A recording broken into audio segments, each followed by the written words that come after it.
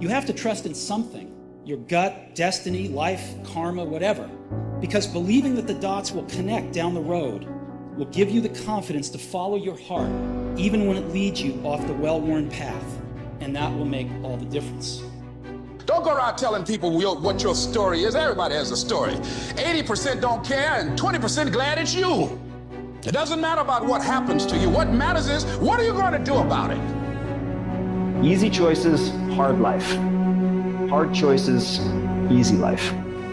The hard choices, what we most fear doing, asking, saying, these are very often exactly what we most need to do.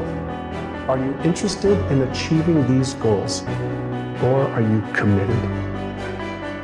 It's not going to be easy.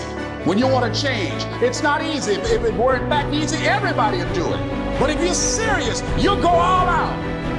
I suggest to you that if you are facing a challenge, don't stop. Stay busy, work your plan. Continue to do those things that you know that work for you after you have evaluated yourself in the situation. Continue to move, stay busy, stay busy, stay busy. You will have good days and you'll have bad days. But you will always learn something more or something new, and you will learn more overall on bad days than good days. You will learn more about yourself, you'll learn more about relationships, you'll learn about life and principles, and it'll build your character. You don't have to force yourself or motivate yourself to think negatively, to be depressed, to beat yourself up over the head. Your mind is on automatic. It will do that by itself. But if you want to begin to move into your own personal greatness, if you want to begin to really enjoy a happy, successful, healthy life, you've got to be willing to go against the tide. You've got to be willing to harness your will and say, in spite of this, I'm in control here. I'm not going to let this get me down. I'm not going to let this destroy me. If you wake up in the morning and you start having negative thoughts, man, this ain't my day. I woke up on the wrong side of bed. I'm tripping, I just don't feel myself. In the middle of the day, if you feel yourself doing that, stop. Just stop for a second. And start going over in your mind everything you have to be grateful for. Not everything you want, everything you already have. Because what you have is substantial. You just haven't gone over the list and taken inventory in a long time. But the fact that you can walk, that's a blessing. The fact that you woke up, that's another blessing. The fact that you can see, think, reason, that's another blessing. The fact that you can go somewhere and get yourself something to eat, that's another blessing. And I'm just talking to you, I don't even know you. I could give you 50 things you ought to be grateful for right now. I don't even know you. Start coating your mind with gratitude. It'll change everything for you. One of the most important lessons in life that you should know is to remember to have an attitude of gratitude, of humility. Understand where the gift comes from.